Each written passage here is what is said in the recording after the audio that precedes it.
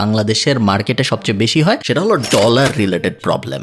দেখেন, আপনি যখন অনলাইনে কিছু একটা কেনাকাটা করতে যাবেন, আপনি যেহেতু internet marketing, digital marketing, website বানানো এই ধরনের দুনিয়ায় আস্তে আস্তে আসতেছেন, আপনার ইন্টারন্যাশনালি অনেক কেনাকাটা করতে হবে। অমুক ওয়েবসাইট থেকে থিম কিনতে হবে, তমুক ওয়েবসাইট থেকে লোগো কিনতে হবে, অমুক ওয়েবসাইট থেকে ডোমেইন কিনতে হবে, হোস্টিং কিনতে হবে, অনেক কিছু কিনতে হবে। আপনার ইন্টারন্যাশনালি বিভিন্ন সার্ভিস নিতে হবে। সব জায়গায় যেইখান থেকে আপনি যেই সার্ভিসই নেন, সব জায়গায় আপনার ডলারে পেমেন্ট করতে হবে, কারণ এরা কেউ বাংলাদেশি টাকা বা আপনার বাংলাদেশি যে ডেবিট বা ক্রেডিট কার্ড এটা অ্যাকসেপ্ট করবে না। তো এই প্রবলেমটা যদি আমরা একদম শুরুতেই সলভ না করি, তাহলে যখন আমরা আমাদের কাজকর্ম শুরু করবো তখন বিভিন্ন জায়গায় জায়গায় যে আমরা আটকে যাব, যেটা খুব একটা সুখকর অনুভূতি না। এবং এই প্রবলেমটা এত সহজ সলভ করা যে সলভ না করাটাও ওয়ার্থ ইট না। কিভাবে সলভ করতে হবে আপনাদের বলে দিচ্ছি। কয়েকটা উপায় আছে, প্রত্যেকটা উপায়ের ব্যাপারে আমি বিস্তারিত বলছি। প্রথম উপায় এবং আমার মতে বেস্ট উপায়, আমি নিজে হলে যেটা করতাম এবং আমি আমাদের স্টুডেন্টদের যেটা করে সবচেয়ে সহজে পুরো ব্যাপারটা ম্যানেজ করতে দেখি, সেটা হলো আপনার ফার্স্টে একটা পাসপোর্ট লাগবে। আপনি যিনি এই ভিডিওটা দেখতেছেন আপনাদের অনেকেরই অলরেডি পাসপোর্ট আছে, যাদের নাই তাদের ফার্স্ট কাজ হলো একটা পাসপোর্ট বানানো। আপনার যদি পাসপোর্ট না থাকে